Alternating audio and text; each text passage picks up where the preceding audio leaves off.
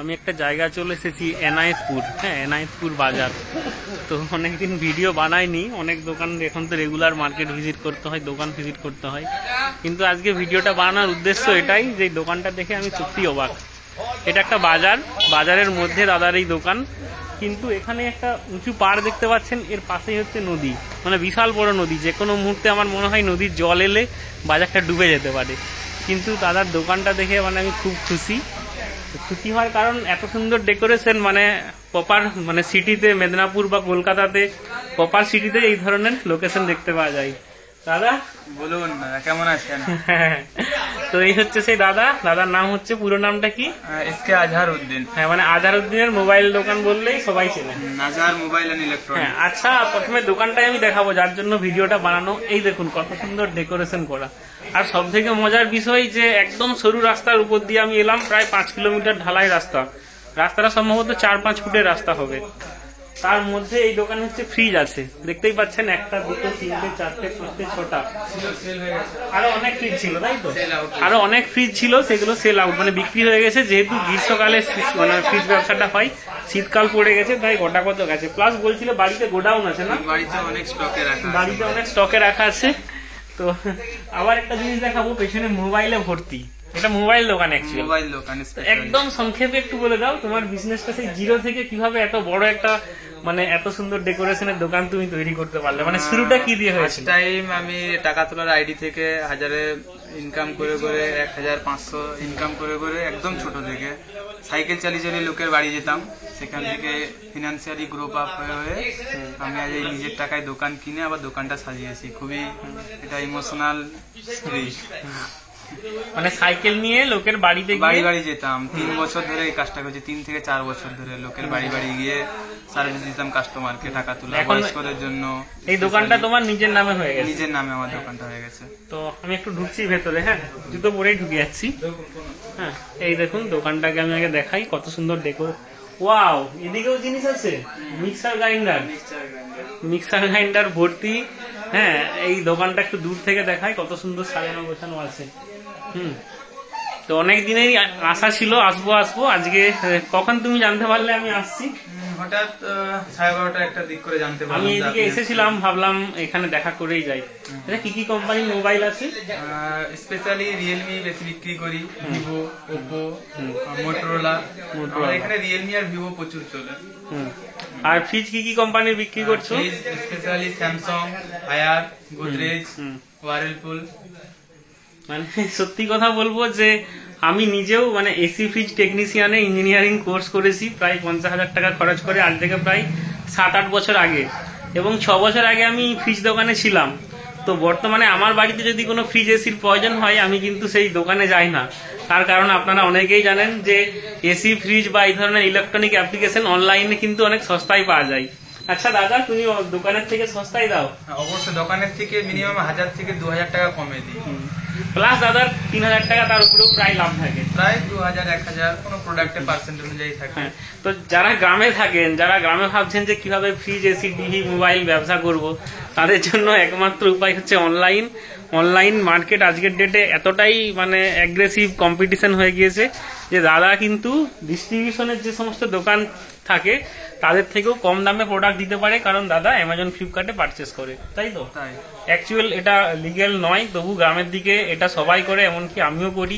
তার কারণ একটা প্রোডাক্ট যদি ডিস্ট্রিবিউটার থ্রু আমি পারচেস করি, যদি সেটার দাম 20,000 টাকা হয়, অনলাইনে কিন্তু 16,000 টাকায় পাওয়া যায়। সেম প্রোডাক্ট আমি 16,000-এই দেবো, বা ফ্লিপকার্ট, অ্যামাজনে যে রেট, প্রাইস সেম রেটই রাখি। আমাদের প্রফিট থাকে ক্রেডিট কার্ডে।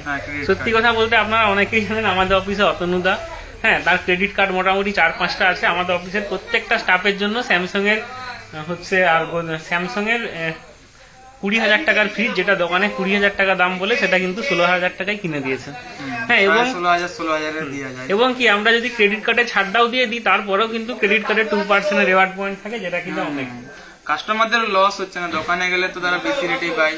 আমরা তো ফ্লিপকার্টে যে রেট, সেই রেটেই প্রোডাক্ট বিক্রি করি। যদি এই দোকানটা প্রপার সিটির উপরে থাকতো তাহলে হয়তো কোনো সমস্যা হতো, হ্যাঁ, কিন্তু যেহেতু একদম ভিলেজ গ্রামের মধ্যে, ভালো করে মুছে, তো সমস্ত গ্রামে যারা থাকে তারা এই ধরনের বিজনেস করে থাকে। হ্যাঁ, এমনকি আমরাও করি। তো কাস্টমারটা ছেড়ে দাও আগে। না না, আমি ঘরের কাস্টমার। ঘরের কাস্টমার।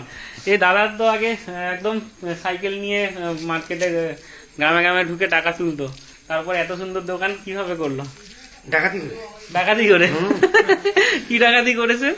গরিবের ছেলে যা কষ্টে মেহনত করে কষ্ট করে যে কষ্টে করেছে, হ্যাঁ। এর বাবা 12 মাস কাদা জল ঝড় বৃষ্টিতে রুটি হকারি রুটি বিস্কুট মানে যেসব খাবার ছেলে মেয়েদের পাড়ায় পাড়ায় দোকানে নিয়ে কম মানে কষ্ট যারা করে অ্যাকচুয়াল হিস্ট্রিটা জানবে যে কিভাবে শুরু গরিবদের করেছে, যে কষ্টের টাকা। কি কষ্টে টাকা করেছে সে আর কেউ বুঝবে এই না। দেখুন এখানে কিন্তু পাবলিকে বলছে যে কিভাবে পরিশ্রম করে শুনুন, সেই দোকানটাকে দাঁড় আমরা করিয়েছে। একই গুরুদেবের ভক্তের বাবা হয়েছে আর আমি এসেছি। আমি বাড়িয়ে কিছু বলছি না, তো উনারই দয়াতে আমাদের চলছে বাবা। আমার কথার কষ্ট নেই। হ্যাঁ, যেখানে আমি বেড়াই আমি বাবার আমার সতীর বাবার নাম নিয়ে বেড়াই, কোনো জায়গায় আমি ঠকিনি, কোনো হচ্ছে জিতপাড় করে ঘর ঢুকি। আমার বলেছিলেন মানে গুরুদেব যে বাবা সারাদিনের মধ্যে অন্তত আমার নামটা একবার লিখবে, ঠিক আছে? এই যে এনায়তপুর আছে না সামনে, হ্যাঁ এনায়তপুর। ওই ওই ওই আর কি দরবার কি নাম? সদির সৈয়দ শাহ সদরুদ্দিন চিরাকে মারফত। আমাদের দুটা খুঁটি, একটা হচ্ছে শরীয়ত, একটা মারফত, বাকি সব অনেক আছে। আচ্ছা, আজ থেকে অনেক বছর আগে বলছি, এই যে এখানে বাজার বসছে, এই নদীর জল কোনোদিনও ক্রস করে বাজারে ঢুকে যায়? বাজারে সালা ভেঙে নিয়েছে, তুত্তাল করে ভেঙে পালিয়ে যায়। ভেঙে নিয়ে চলে যায়? এখন আর যাইনি, এখন জানি অনেক আগে হয়েছে। অনেক আগে, মানে তখন আমার বয়স হয়ে গেল ধরো 54-55। যেহেতু এটা অনেক উঁচু করে দিয়েছে আর জল আসে উঁচু বলতে আরো উঁচু করলে ভাই, ঢালাই ঝেপে এবছর চলে গেছে। ঢালাই এবছর ঢালাই ঝেপে নিচু দিয়ে শোষ হয়ে আসছে। শোষ হয়ে গেল, ঢালাইয়ের তল দিকে। ঢালাই না তাহলে ভেঙে পড়ে যেত। মানে আমার ভয় কিসে হচ্ছে বলবো তো, এত টাকা খরচ করে ধরো এই যে ইলেকট্রনিক প্রোডাক্ট গুলো রাখছো নদীর পাড়ে দোকান, যদি ভেঙে চলে আসে সে তার পরের কথা আছে। যা হবে হবে, তাই তো? এবারে বলো তুমি আর কি কি বিজনেস করো, মানে অনলাইনের কাজ কি কি করো? অনলাইনের কাজ টাকা তোলা, ইএমআই, বিল পেমেন্ট, আপনার প্রোডাক্ট বিক্রি করি। আর তার সাথে কাস্টমারদেরকে বিভিন্ন ধরনের সার্ভিস দিয়ে থাকি, যেমন অনলাইনে যে কোনো টাকা পয়সা লেনদেন, রিচার্জ, লোন, ইএমআই পেমেন্ট, এইসবই করে থাকি। Electric bill. মানে তোমার বাবার থেকে কোনো কিছু না নিয়ে এই দোকানটা গুছিয়েছো? বাবার থেকে কোনো কিছু না নিয়ে, কোনো কিন্তু কিছু বাবা না নিয়ে। হেল্প করেছে শুরুতে, প্রথম কিছু কিছু টাকা দিয়ে, অ্যাকচুয়ালি জিরো বললেই চলে। হ্যাঁ, আর তোমার পড়াশোনা কত দূর? গ্র্যাজুয়েশন করেছি আমি। ওই কাজ করার সাথে সাথে পড়াশোনাও চালিয়ে যেতাম। কলেজে যখন ফার্স্ট ইয়ার তখন থেকে আমি ব্যবসা স্টার্ট, তখন থেকেই আমি কলেজেও পড়াশোনা করি, আর ব্যবসাটাও চালিয়ে যাই। এই পাশেই করে দেখি দেখি। স্টার্টিং এ কি ব্যবসা করেছিলে? একদম স্টার্টিং এ জাস্ট টাকা তোলা ব্যবসাই করেছিলাম, বাড়িতে বাড়িতে যে টাকা কোম্পানির তুলতাম। আইডি নিয়ে প্রথমে স্টার্ট ফার্স্ট করেছিলে? টাইম চালু করেছিলাম আপনার আরএনএফআই। আরএনএফআই চালু করার পর বাজারে বিভিন্ন নতুন নতুন আইডিয়া আছে, কমিশনের লোভ দেখায়। তারপর একটা ফ্রডের প্ররোচনায় পড়ি, সেটা হচ্ছে হিনপে। তো সেটা অনেক কাস্টমারদের টাকা ফ্রড করে, সেটা আমি ক্ষতিপূরণ দিই। তো আমার মন ভেঙে গেছিল, ভেবেছিলাম এখানে আমার লাইফ শেষ। তো তবে আমি কত টাকার মতো ফ্রড হয় সেটা? মিনিমাম 80-90 কাছাকাছি। 80-90 হাজার? হ্যাঁ। সেই অবস্থায় তো জাস্ট সেটা গ্রো আপের সময়, সেই সময়টা অনেকটাই ড্যামারেজ খেয়েছিলাম। তো তবু আমি কাস্টমারদের ড্যামারেজ, ফ্রডটা হলো ওটাতে? কোনো কাস্টমার ধরুন আজকে ফিঙ্গার টিপ দিয়ে চেক করছে মিনি স্টেটমেন্ট, কালকে উইথড্র হয়ে যাচ্ছে অটোমেটিকলি। তো আমার দিক থেকে আমি কোনোদিনও ফ্রড করিনি আর করবো না, এটা আমার মেন প্রতিজ্ঞা। কিন্তু কোম্পানি ফ্রড করেছে এখানে সিস্টেমেটিকলি। আপনি দেখেছেন হয়তো অনেক সাংবাদিকের এরকম ফ্রড হয়েছে, মপিয়াদির।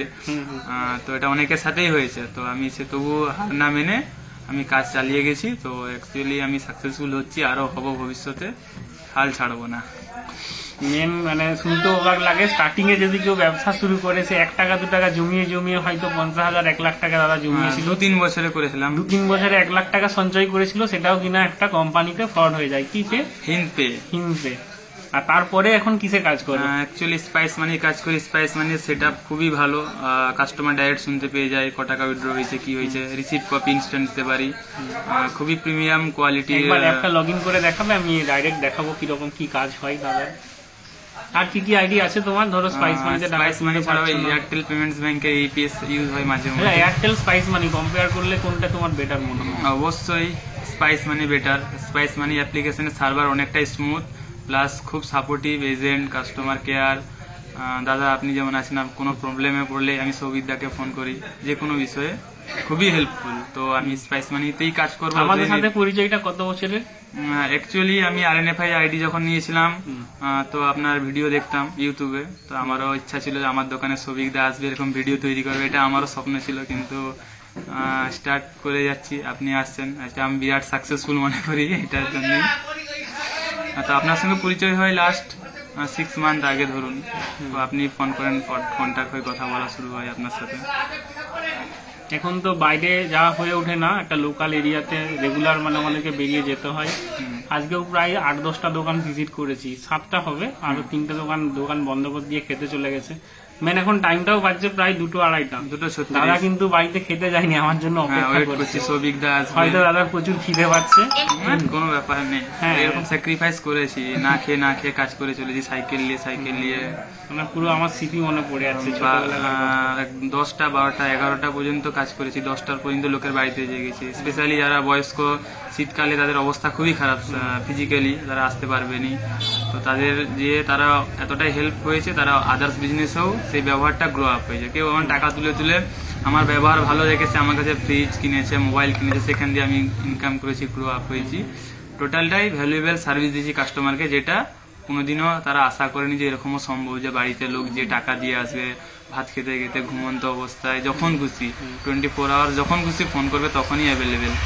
মানে এখানে একটা ভালো জিনিস শেখার হলো, দাদা বিজনেস করতে কিন্তু 1000 বা 10,000 টাকা উইথড্রলে, যেখানে হয়তো 10-50 টাকা রোজগার, কিন্তু ভালো ব্যবহার করার জন্য সেখান থেকে হয়তো দাদার কাছে কেউ একটা ফ্রিজ অর্ডার দিয়েছে, সেই ফ্রিজে কিন্তু আর্নিংটা অনেক বেশি, কাস্টমারেরও প্রফিট। কাস্টমার যখন অন্য কোথাও কাউকে জিজ্ঞেস করবে, সেখানেও সে দেখতে পাবে যে আমাকে এই দাদা কিন্তু কম টাকায় ফ্রিজটা দিয়েছে, সে আরো তার বন্ধু বান্ধব আত্মীয়দেরকে বলবে। এমনকি আমাকে 1-2টা দোকানদার ফোনও করেছিল যে তুমি সব দিন পারবে তো এরকম কম রেটের প্রোডাক্ট ছাড়তে। আমি তাদেরকে এটাই বলেছিলাম যতদিন পারবো দিয়ে যাবো। তো চেষ্টা করছি, আপনারা অনেক বড় দোকানদার, তো আমিও চেষ্টা করছি, দেখতে দেখতে তাদের সমতুল্যই হয়ে যাচ্ছি। তো এখন আমার আরো বড় টার্গেট আছে মার্কেট ক্যাপচার করার, অথচ কাস্টমার যেখান দিয়েই প্রোডাক্টটা কিনা আমার কাছে প্রোডাক্টটা কিনলে মিনিমাম সে সব জায়গার থেকে আমার কাছে বেশি ফায়দা যেমন থাকে, এটাই আমার মূল সূত্র। এবার আমি এখানেও একটা জিনিস আপনাদেরকেও বলবো, দাদাকেও বলবো, দোকানে 1-2টো প্রোডাক্টই রাখবে, বেশি স্টক রাখো না, বাকি গোডাউন বা অন্য কোথাও রাখবে। কারণ যেহেতু তুমি এটা পারচেস করছো, ধরো একটা টাকা দিয়ে বিক্রি করছো, এটা তো রিসেল করার নয়, তো এমনিতে কোনো সমস্যা হবে না, কিন্তু কোনো ফ্রিজ এসি দোকানের সাথে কিন্তু তুমি মানে ঝগড়াই যাবে না, না কোনোদিন আমি কম্পেয়ার করি না, ঝগড়াই যাবে না। কারণ কি, তারা যদি পেছনে লাগে, তারা হয়তো মানে ইচ্ছা করে জিএসটি অফিসারকে পাঠিয়ে দিতে পারে, বা কোনোভাবে, যেহেতু এটার মানে একটু মানে যেটা তুমি প্রফিট করছো তার এগেনস্টে ধরো ট্যাক্স দিচ্ছ না গভর্নমেন্টকে, যেটা দোকানদাররা দেয়, তো তারা চাইলেই কিন্তু মানে তোমার পেছনে রাখতে পারে। কিন্তু একটা জিনিস জিএসটি বুঝতে পারি না আমি, অ্যাকচুয়ালি যখন পারচেস করছি থ্রু অনলাইন, সেখানে তো জিএসটি অলরেডি কাটছে, তো সেইখানে একই জিনিস। মানে তাহলে তুমি যে বিক্রি করছো না, বিক্রি ধরো 10,000 টাকায় প্রোডাক্টটা কিনছো, তার এগেনস্টে 18% জিএসটি কোম্পানি দিয়ে দিচ্ছে। কোম্পানি তো অলরেডি আমার কাছে ডিডাক্ট করেছে 18%। এবারে তুমি যখন ওটা 12,000 টাকায় বিক্রি করছো, 2,000 টাকা তো লাভ হচ্ছে, ওই 2,000 টাকার 18% জিএসটি অ্যাকচুয়াল দিতে হবে গভর্নমেন্টকে। আচ্ছা, এটা হচ্ছে নিয়ম, যেটা তুমি দিচ্ছ না কিন্তু ওই দোকানদার দিচ্ছে। আচ্ছা, কেসটা বুঝতে পারছো? আচ্ছা। তখন তাহলে যে 18% দিচ্ছ না, মানে তুমি যে বিলটা দিচ্ছ তাতে জিএসটি বিল কাউকেই দিতে পারবে না তোমার কাস্টমারকে, এটা কিন্তু মানে অ্যাকচুয়াল ইলিগাল হচ্ছে। কিন্তু এই গ্রামের মধ্যে তুমি যে জায়গায় ব্যবসা করছো কোনো অসুবিধা নেই, কিন্তু অন্য কোনো ফ্রিজ এসি দোকানের সাথে তর্ক বিতর্ক বা ঝামেলা যায়নি। তবে আমাদের সামনে একটা মোবাইল দোকান আছে, সে আমার প্রচুর এগেনস্ট হচ্ছে, তার ভয়ে আমি তো জিএসটি অ্যাপ্লাই করলাম। তো আমি ভাবছি জাস্ট বিজনেস তো স্টার্ট করেছি, অনেকদিন আগে থেকে বাড়ি থেকে মোবাইল সেল বিক্রি করতাম 2-2.5 বছর 3 বছর ধরে। তো দোকানে অ্যাকচুয়ালি 1.5 থেকে 2 মাস হতে যাচ্ছে। তো অনলাইন থেকে যতটা পারচেস করার মাল সব সেল আউট করে জিএসটির জন্য অ্যাপ্লাই করেছি, জিএসটি অফিসার ভিজিটে আসবে বলেছে, তো দেখাই যাক। মানে এটাই বলবো, জিএসটি অ্যাপ্লাই করার পর তুমি অন্তত ফ্রিজ এসি বা যা কিছু পারচেস করছো 1-2টো ডিস্ট্রিবিউটার থ্রু কেনো, ডিস্ট্রিবিউটার থ্রু লাইন আপটা রাখো। আমার ডিস্ট্রিবিউটার থ্রু লাইন আপ আছে, ভিভো Y28 প্রোডাক্ট গুলো আছে আমার কাছে, ভিভোর Y28 যে প্রোডাক্ট গুলো, ওগুলো সব ডিস্ট্রিবিউটার। মানে কেন বলছি বুঝতে পারছো, যাতে কিছু অন্তত বিল পায়, পুরোপুরি যদি দেখতে পাই তাহলে ওরা ভাববে যে একটু চোরাই মাল বা অন্য কোনো কিছু। এটা যদি কেউ এই ধরনের দাদার মধ্যে বিজনেস করতে চায়, তাদেরও এটা একটা জিনিস আইডিয়া, যে যারা ব্যবসা করে সবাই কিনা মোটামুটি জিএসটি দিয়ে ঠিকঠাক ভাবে ব্যবসা করে, তো সেই জায়গাটা সেই জিনিসটা আমি আগামী দিনে করতে বলবো। আমি করছি তো, জিএসটি অ্যাপ্লাই করেছি, তো একটু সমস্যা হচ্ছে কাগজের নিয়ে, তো হয়ে যাবে বলেছে জিএসটি অফিসার, তারা ভিজিটও আসবে বলেছে। আমি চাই ব্যবসাটাকে লিগেল ভাবেই করতে, কারণ বেশি দূর দৌড়ানো যায় লিগেলে, ইলিগেলে বেশি দূর দৌড়ানো যায় না। এইভাবে তুমি শহরে করতে পারবে না, কিন্তু জিএসপি দিয়ে যখন পারচেস করবে তখন বড় বড় সিটিতে একটা জায়গায় 5টা 10টাও কিন্তু দোকান খুলতে পারবে আগামী, যদি তোমার ইচ্ছে থাকে। হ্যাঁ, যদি মানে আরো বড় হওয়ার ইচ্ছে থাকে। আচ্ছা আচ্ছা আচ্ছা, ইচ্ছা তো আছে, হাল ছাড়বো নি, সে যাই হোক না কেন।